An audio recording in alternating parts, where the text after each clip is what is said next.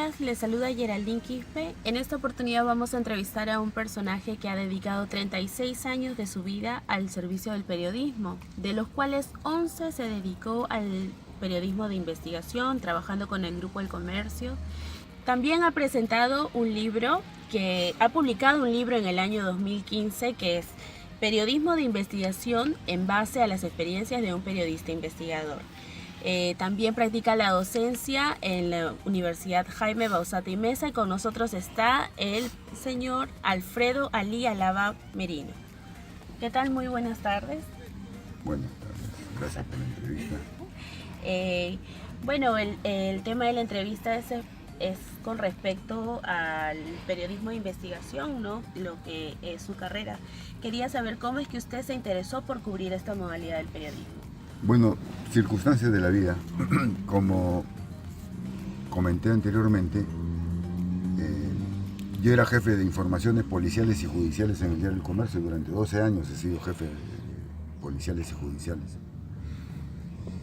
Y cuando el país estuvo ya prácticamente pacificado, había mejorado bastante respecto a estos delitos, ¿no? De narcotráfico, secuestro, terrorismo, los directores del Diario El Comercio decidieron cerrar la sección. A ellos nunca les gustó el periodismo policial.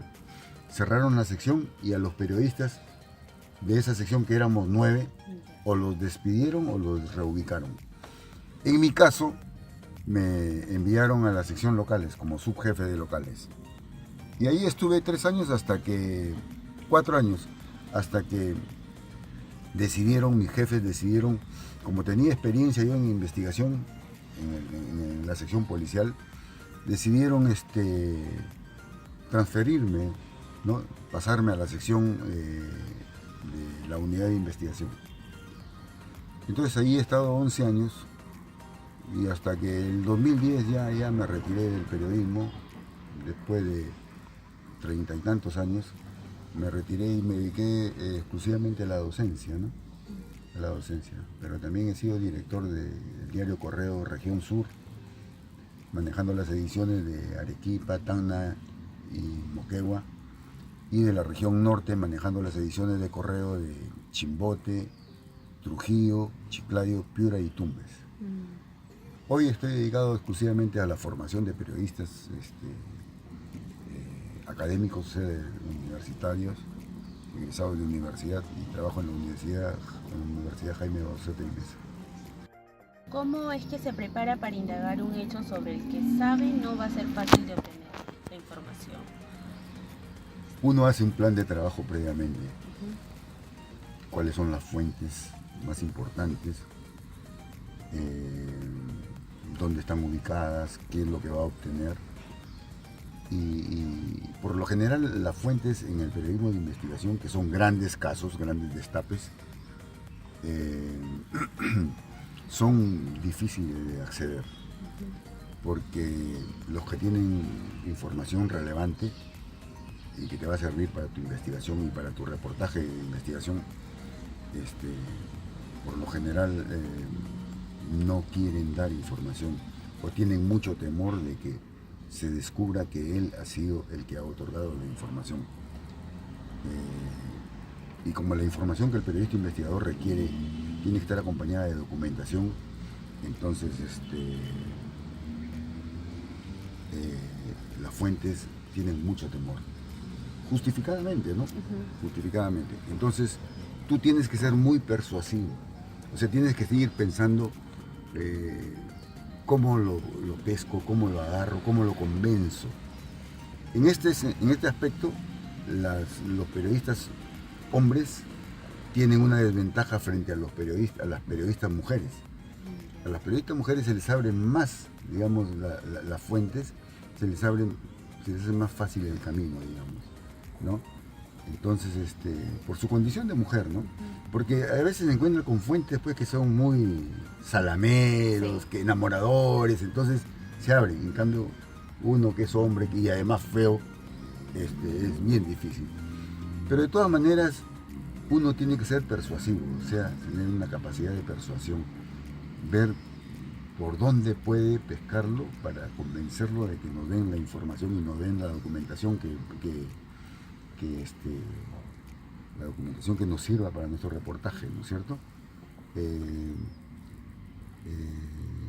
ese sentido, uno tiene que ir preparado a todo, ¿no? A todo. Lo mejor para una entrevista con una fuente de investigación es, por ejemplo, reunirse, tomar un traguito,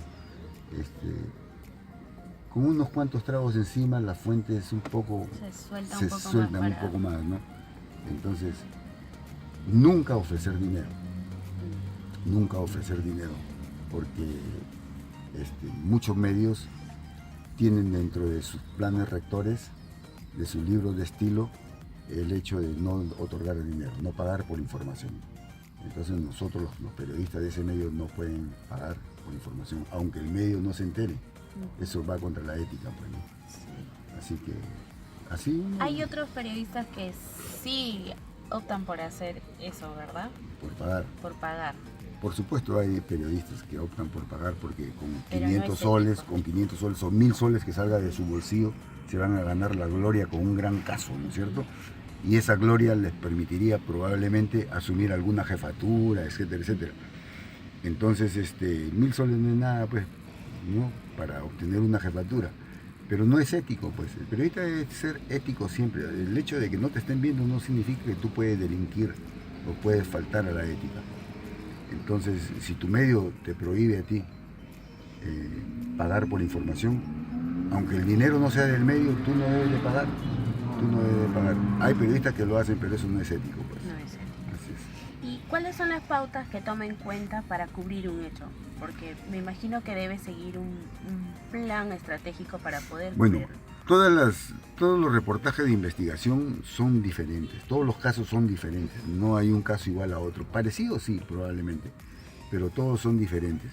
Entonces, yo, por experiencia, he considerado de que la investigación periodística debe tener 9 pasos. El acopio de la identificación del tema es el primer paso. El segundo paso es lo mismo. Sí. El segundo paso es después de la identificación del tema tenemos el acopio de información preliminar. Después tenemos la propuesta del tema, ¿no? Hay que proponer el tema al jefe y si es posible al director, ¿no? Porque no vaya a ser que a mitad de camino nos digan, no, esto no va a salir, etcétera, etcétera. Nos hacen quedar mal ante mucha gente. Después, después de la propuesta del tema, la elaboración de un plan de trabajo. Un plan de trabajo que no va a ser rígido tampoco, ¿no? Porque se puede modificar de acuerdo a las circunstancias. Después viene el trabajo de campo o trabajo de investigación propiamente dicho, ¿no? Digamos, entrevistando a las fuentes principales o a las fuentes primarias, después fuentes secundarias. Y después de cada entrevista seguramente va a salir otra fuente y otra fuente. Entonces el plan de trabajo se va a ir modificando. Nada es en el periodismo de investigación y en el periodismo en general nada es una cosa fija, ¿no? Entonces después tenemos del trabajo de campo o trabajo de investigación propiamente dicho, la elaboración del pliego de preguntas que uno tiene que hacerle a la otra parte, ¿no? A la parte que está siendo investigada, ¿no?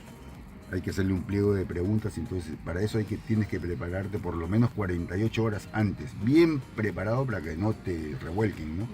Para que no te revuelquen y no den vuelta a la tortilla. Después de ello viene la redacción del reportaje y después de la redacción del reportaje la publicación. Entonces, como te repito, todos los casos son diferentes y se abordan de acuerdo a lo que tú vas encontrando en el camino. En el camino vas encontrando muchas cosas que no estaban en tu tintero. Entonces tú tienes que variar tu estrategia, tu táctica, ¿no es cierto? Y eso es de acuerdo a cómo se presente, pues, si te encuentras con un tipo, pues, que le encanta la ensalada de frutas, por ejemplo, por decir algo. Le invitas una ensalada de frutas, pues, ¿no es cierto? Eso no te lo prohíbe nadie, hacer una invitación. Y con eso te lo vas a ganar, ¿no? Si te encuentras con alguien que, por ejemplo, te pide oye viejo, regálame unos periódicos, le obsequias unos periódicos y eso tampoco no te lo prohíbe nadie. Entonces todo eso se va presentando en el camino, tú no sabes lo que vas a encontrar en el camino, por eso que uno no puede decir, esto se tiene que hacer.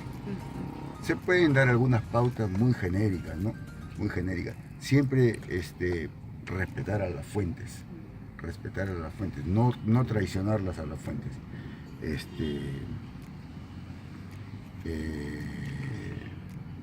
Actuar siempre con la verdad, de manera ética, ¿no? Esos son principios elementales dentro del periodismo de investigación. Si tu fuente te da una información y te dice, te lo doy, pero no reveles mi identidad, no tienes que revelar su identidad, tienes que respetar, tienes que ser escrupuloso respetando esos acuerdos, ¿no es cierto? Porque si tú revelas la identidad de tu fuente, probablemente a ese mañana lo boten del trabajo y toda una familia se va a quedar sin sustento. ¿Ok? Entonces todo eso hay que respetar en el trabajo periodístico. ¿Sí? ¿Qué es lo que destaca más de su trabajo? ¿Qué es lo que para ustedes, como yo hago esto porque me siento bien, esto es lo que para mí me hace sentir bien hablando del periodismo de investigación? Bueno, el periodismo de investigación por lo general trata temas relevantes, de mucho interés. Mayormente políticos, ¿verdad? De todo, ¿no? Pero sí, en el terreno político se mete bastante, ¿no? Entonces, al ser temas relevantes, probablemente modifiquen la publicación de un reportaje de investigación, permita modificar, digamos, las estructuras o el rumbo de un gobierno, de un país, de una nación. Hay que recordar de que uno de los grandes casos del periodismo de investigación es el caso Watergate, ¿no? Que permitió sacar a un presidente, el presidente de Estados Unidos, Richard Nixon, de la Casa Blanca y cambiarlo por el vicepresidente, ¿no es cierto? Y eso lo hizo el periodismo, ¿no? Pero con las fuentes, las gargantas profundas que le proporcionaban información o que le daban algún derrotero para seguir cierta línea de investigación, ¿no?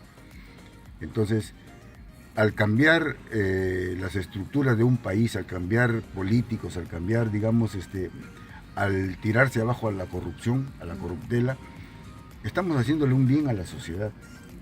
Entonces esa es la satisfacción que debe tener el periodista investigador, de que con sus trabajos se estén tomando nuevos rumbos en favor de la sociedad, ¿no? Eliminando la corrupción y poner bajo llave,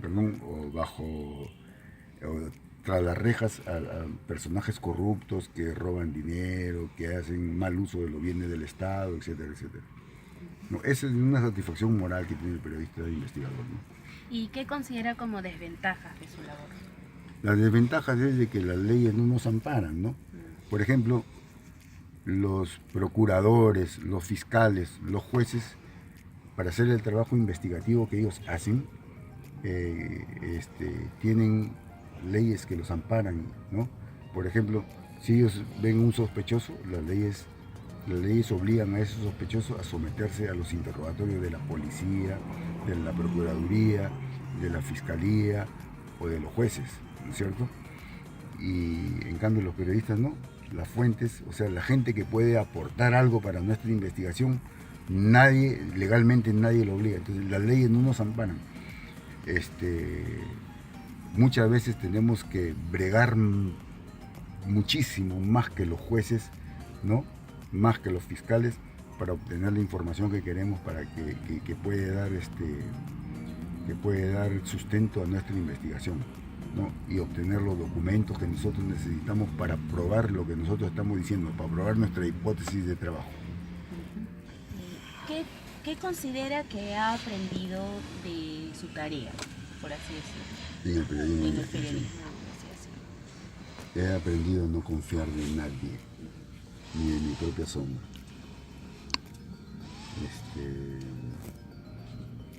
Y también de que hay mucha gente que tiene muy buena información, muy buenos datos, pero que tiene miedo de entregarla a los periodistas, porque muchas veces los periodistas traicionan a las fuentes, revelan su identidad y estas fuentes finalmente queda al descubierto, los dejan de su trabajo, los matan, ¿no?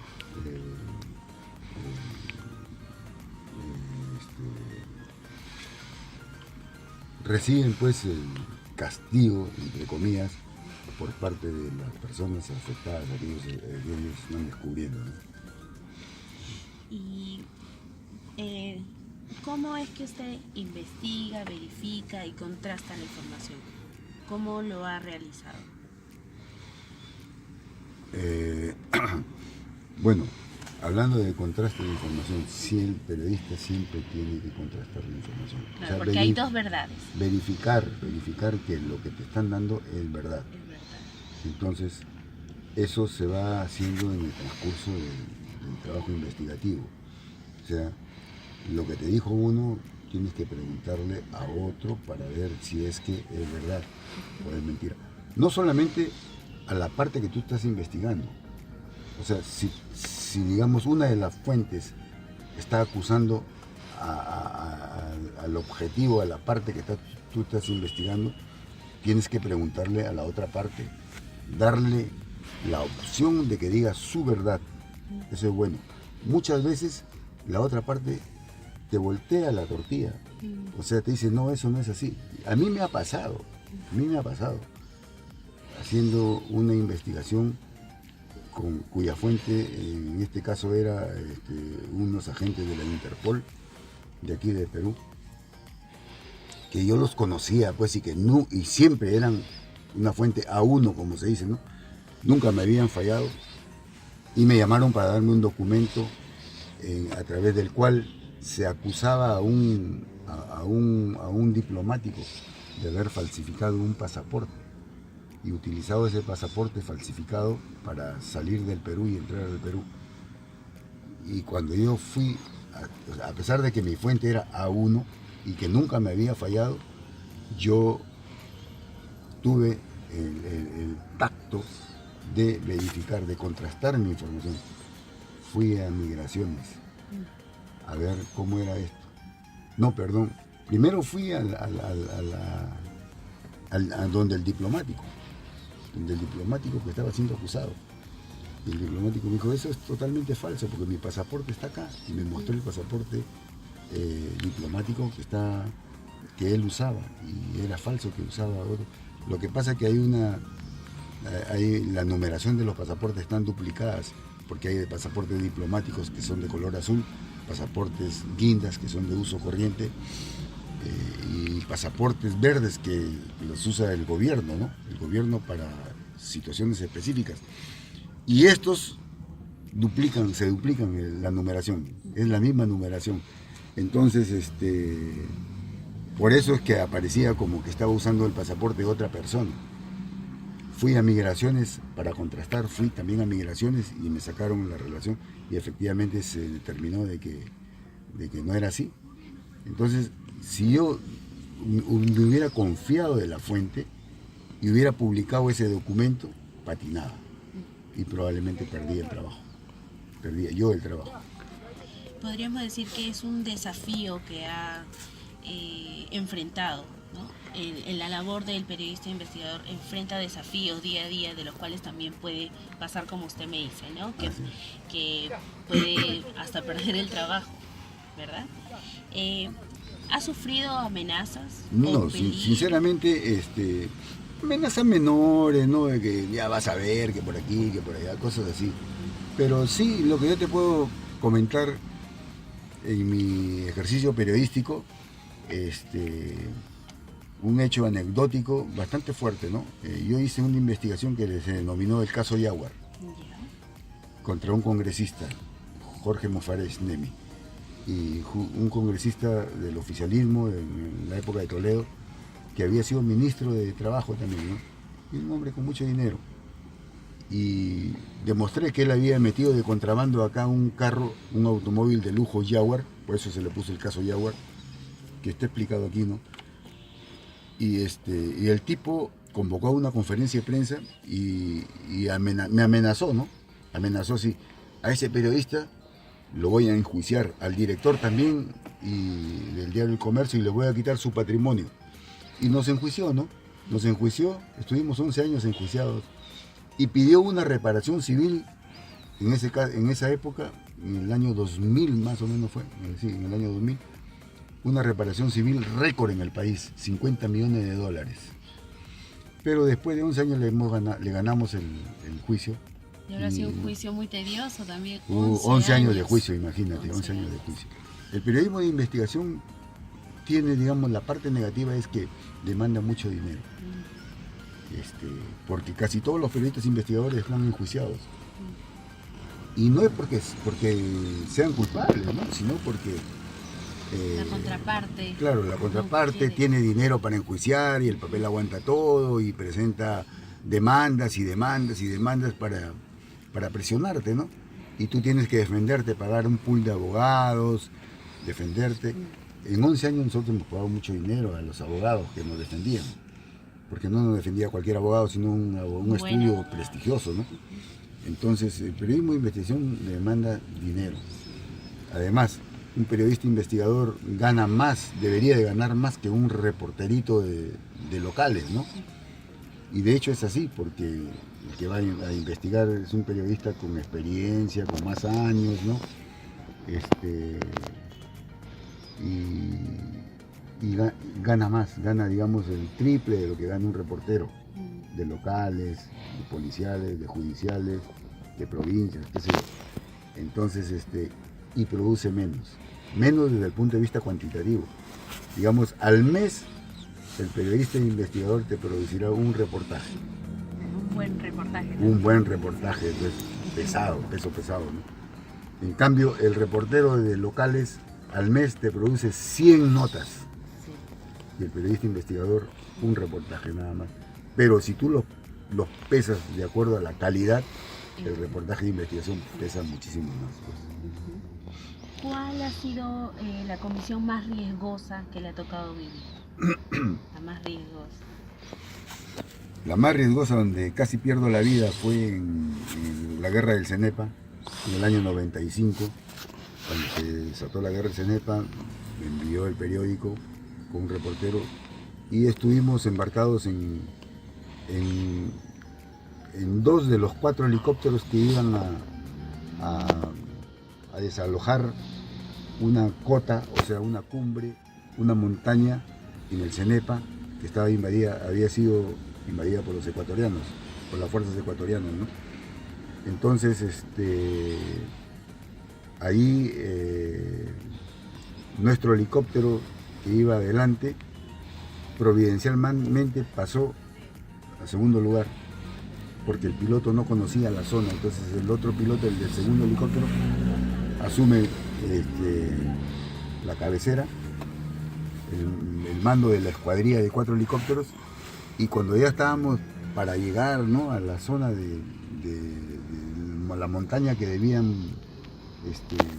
desalojar a punta de cohetes, cohetería, los ecuatorianos nos dispararon con misiles y derribaron el helicóptero de adelante.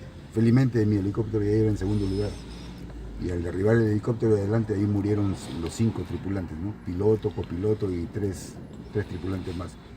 Que si nosotros hubiéramos ido en el helicóptero de adelante moríamos, ¿no? Entonces son así, son situaciones que se presentan, pues, pero que el periodista es un hombre raro, ¿no? El periodista, donde hay un hecho complicado, ¿no? Un desastre, un incendio, ¿no? Un terremoto, un incendio, la erupción de un volcán, el periodista, lejos de retirarse, tiene que estar ahí.